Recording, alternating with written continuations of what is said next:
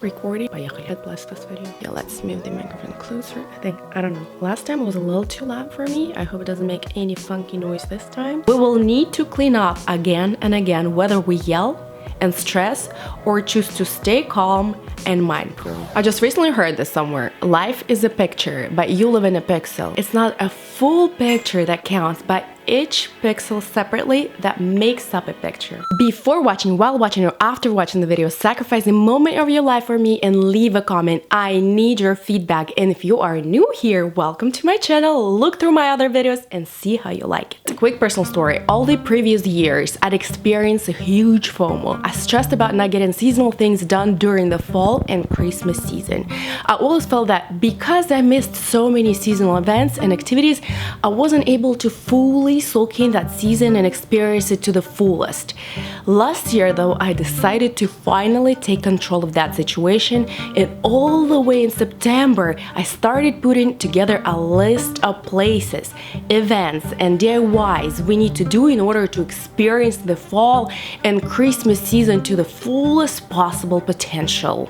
I jumped on it way earlier in the season and was halfway through with it by the beginning of December. I was on top of things. I even took evenings to stay alone to capture the season as much as I could, the whole vibe, and just be alone. Christmas baking, outdoor walks, light watching, decorating, creating videos and photos, time spent together, ice skating, snow trips, everything you can think of, we did it that season. Christmas season came to an end. Having had done so much, soaking in everything the season had offered, did I end up experiencing the season to the fullest potential? 100%.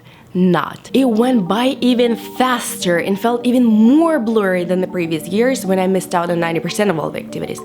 It felt as if events finally ended and I could just sit back and enjoy the season, but it was all over. The moral of the story: in order to experience the season, the time to the fullest possible potential, you need to do less and slow down. You are not missing out on experiences and events. You are gaining the time to fully live through it. You need to slow activities down to the point where you can sit with your family or alone and just be in the moment, and that is what creates that fullness of experience and enriches you.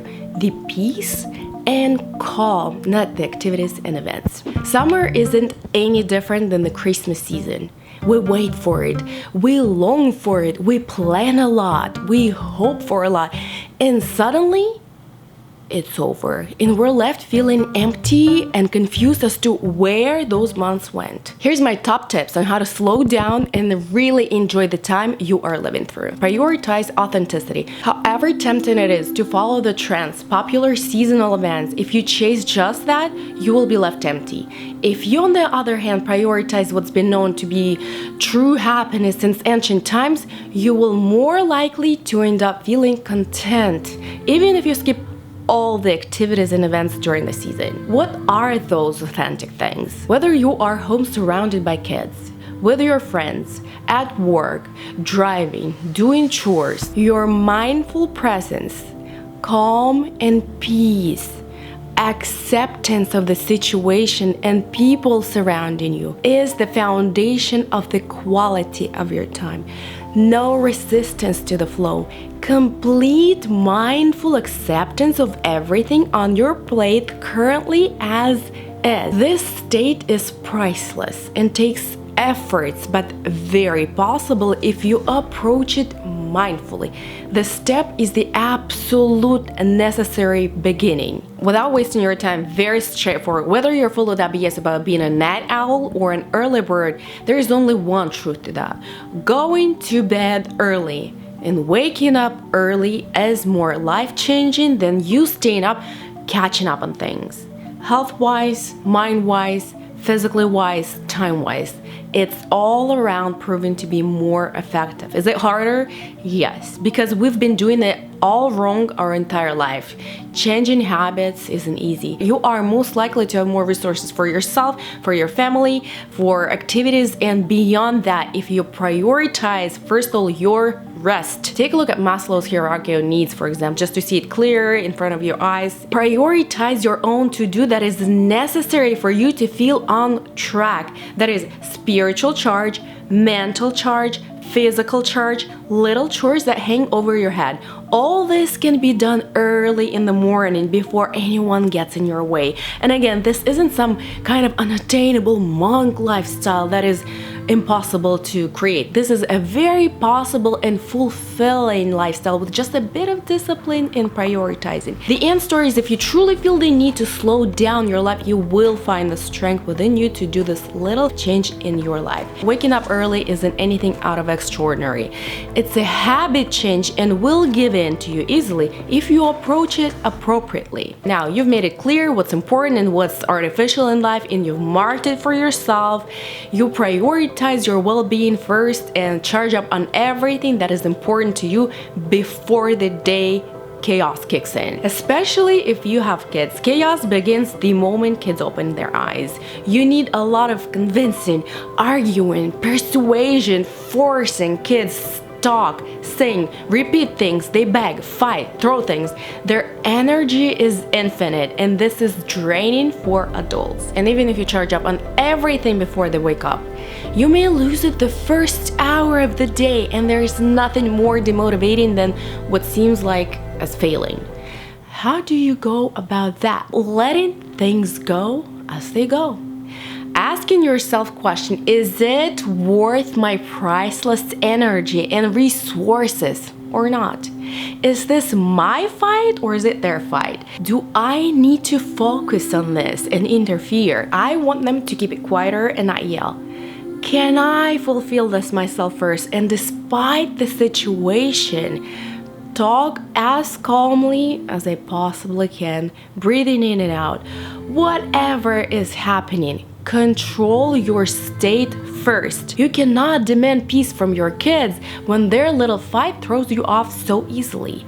If you are mindful of that, it becomes sort of your meditation. When despite what's going around you, you keep yourself calm, breathing slowly, not tensing up, speaking softly, responding calmly, observing without exaggerations, enjoying the current given time of your life as it is currently right now. Passing on the strong charged state onto your kids and people that surround you. We will need to clean up again and again, whether we yell and stress or choose to stay calm and mindful. The biggest question to keep asking yourself is this worth my resources I so mindfully reserved for myself? Most of the time, the answer is no, it's not worth my resources. Deal with it yourself. Every time you raise your voice, it's as if you push full on your gas pedal and waste resources. Test that. Pay attention to that. See how it works. You drain yourself when you let the best of you take over every single time. Be stingy on letting your resources wasted. Be absolutely calm and indifferent to the chaos. This is the only way to protect what you work so hard for, and therefore slow down time by enjoying every minute of your life. All of that is very possible when you're just calm, whatever's going on, and kids stop and they just start copying your energy. There comes a point where you're like, I don't care about this anymore. I don't care about this anymore. It doesn't affect my life in any way because it doesn't. It doesn't. We over-exaggerate a lot. Enjoy the environment, however chaotic it is, and you will see how the environment changes right in front of your eyes. Stop counting hours and days. Start counting moments. You stepped outside and walked on grass before cooking your breakfast. Count it. You ran to the store to get milk. Count it. This also is a moment of your life. You watch your kids being silly. Count it. Laugh with them. You cleaned up the kitchen. Count it. If you count moments and experiences mindfully, your day will feel longer because it is filled with an infinite amount of moments throughout the day. You go for a bike ride. This is an essential part of your summer. You lay on the grass soaking in sun. Count it. This is part of your summer. When you count, and even better, write down your moments, you will not believe how long and rich our summer is. This is how we used to feel when we were kids. We never counted hours or thought, oh my gosh, it's already 6 p.m. or it's noon, we won't be able to go, blah, blah, blah, blah. It was filled with moments, adventures, and by the end of the day, we're tired and full of excitement. We'll let the moments soak into us. Let your phone do the hour counting, but you count moments. Take care of that. Unplug. This is especially vulnerable to mention since I am being the potential distraction for you right now. All of the steps I've covered are so crucial. I cannot even number them in the correct priority order. Unplugging may very well be the number one. When summer began, I went from following 60 people to 14 people on Instagram. Of most of those 14 people, I have muted stories. I have only probably 4 or 5 people that I watch the stories of.